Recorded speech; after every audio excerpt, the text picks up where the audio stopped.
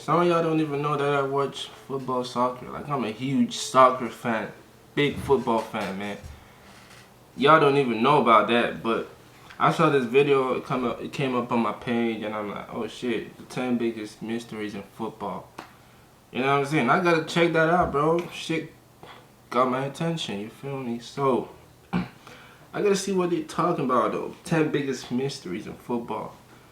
You feel me? I ain't even gonna waste your time, y'all. Make sure you hit the like button, subscribe, comment, you feel me? And let's get straight into it. Hello and welcome to Football Daily, where today we're up? counting down 10 of the strangest mysteries in football. 10. Man United's Men in Black. In 2013, David Moyes was in the middle of a calamitous first summer at Man United. The Scot, keen to reinforce his midfield, had failed with an ambitious move for Cesc Fabregas and turned his attentions to Athletic Bilbao's Ander Herrera. Yeah. On deadline day, the press reported that United had 3 lawyers at San Mamés negotiating for Herrera's signature, but a deal failed to materialise. United claimed that the lawyers were imposters in Spain without the club's knowledge, and instead brought in demonic toilet brush Marouane Fellaini. It turned out that United had made a low hold on, bro. Don't do my man Fellaini like that, bro. Fellaini's a United legend, bro.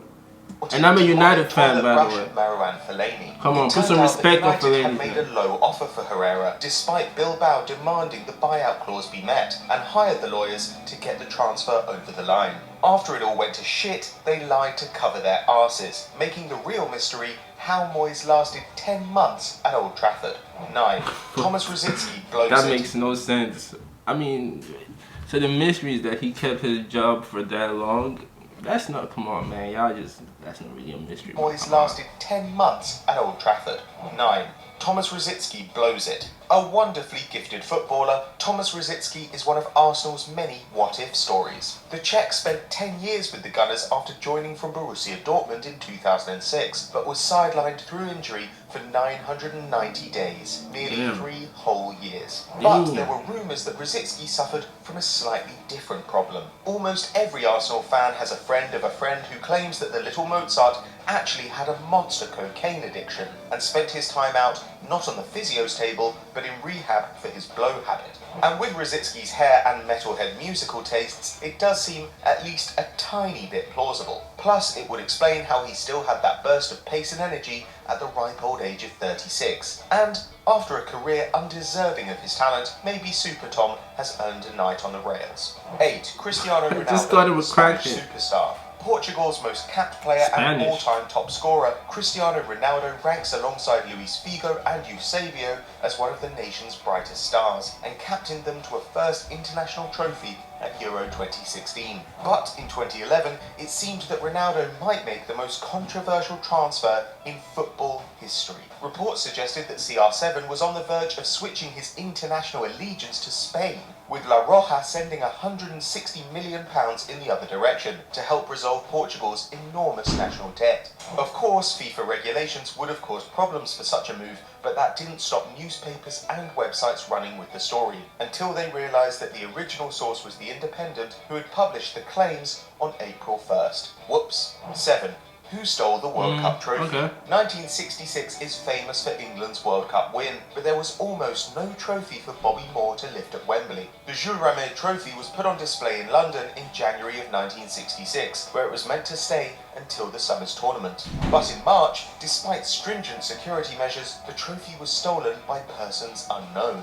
The next day, the head of the FA received a ransom note instructing him to place a coded message in the personal section of the Evening News, and to ready a ransom payment of £15,000. The police managed to catch the ransomer, Edward Betchley, when he came to collect the money, but Betchley claimed he was working on behalf of someone called the Pole, and that he didn't have the cup. A few days later, a dog called Pickles found the trophy, wrapped in newspaper and hidden in a hedge. The identity of the Pole and how the cup ended up in the hedge in the first place have never been discovered. Damn, 6. now that is a mystery. Greatest con man. Know the name Alessandro Zarelli? Well, in 2004, he was Italy's best young prospect, at least according to him. A low-quality midfielder, Zarelli wrote to clubs across the UK, pretending to be an executive with the Italian Football Federation and offering the services of a promising youngster who had trained at Rangers. Using this method, Zarelli was able to play for 22 different clubs, though he never made it to the big time. He requested weekly wages of £200 and would stay in local hotels before disappearing without paying his bills when his lies were uncovered.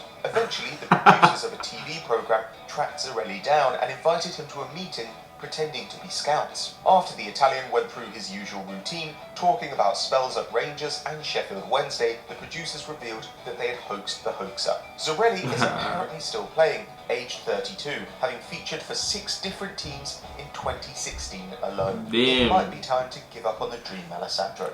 Nah, shout out to bro. Taribo West, ageless vampire. Okay, now we gotta get serious with this. My man Taribo West. I'm always waiting on those. Fraud has a long and depressing history in Nigeria, with one former head of the country's football federation admitting that the Super Eagles had used overage players to win youth competitions. And defender Taribo West. What do you know about football age? I mean, to be fair,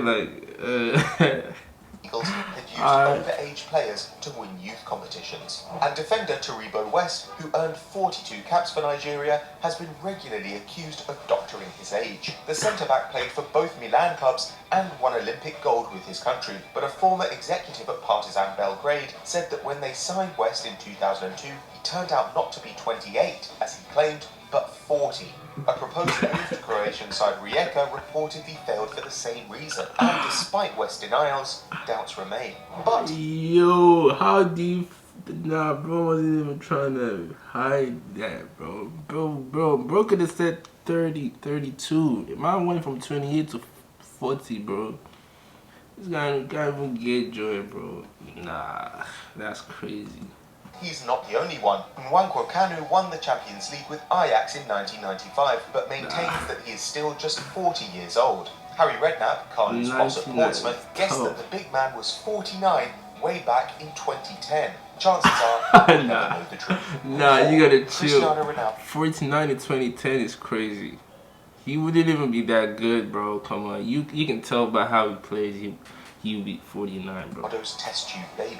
Cristiano Ronaldo has obsessively crafted himself into one of the world's greatest athletes over more than a decade in the game. But he seems to have put the same effort into engineering a son as outstanding as he is. Cristiano Jr. was born in 2010 in the USA, ensuring that the child will have American citizenship. But the identity of the boy's mother has remained shrouded in secrecy, with English students, American waitresses, and a raft of supermodels all mooted as possibilities, and rumours of £10 million paid in hush money.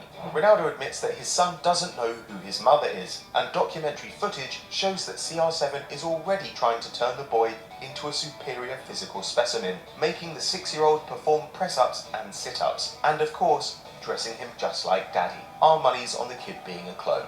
3. Spurs. Nah, bro, come on, bro. That is not a...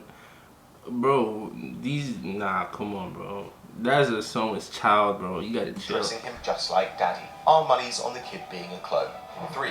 Spurs cough up 4th. Tottenham looked like they had finally beaten Arsenal to 4th spot in 2006. Going into the final day of the league campaign, Spurs needed to match the Gunners' result to take the last Champions League spot and condemn their rivals to Thursday nights in the UEFA Cup. But the night before the last game, almost the entire Spurs squad got food poisoning from their hotel restaurant, with the lasagna the chief suspect. They tumbled to defeat against West Ham the next day, while Arsenal won 4-2, and North London was red again. Desperate to overturn the result, the club called in the police to investigate the incident, suspecting that their food had been spiked by the saboteurs. Nah, Lemmy Wenger is crazy. Lucky coppers with blood and urine samples, Spurs' complaints failed to sway the FA. Nah, Tests failed to reveal any evidence of tampering. Arsene Wenger they're just being sore losers, bro.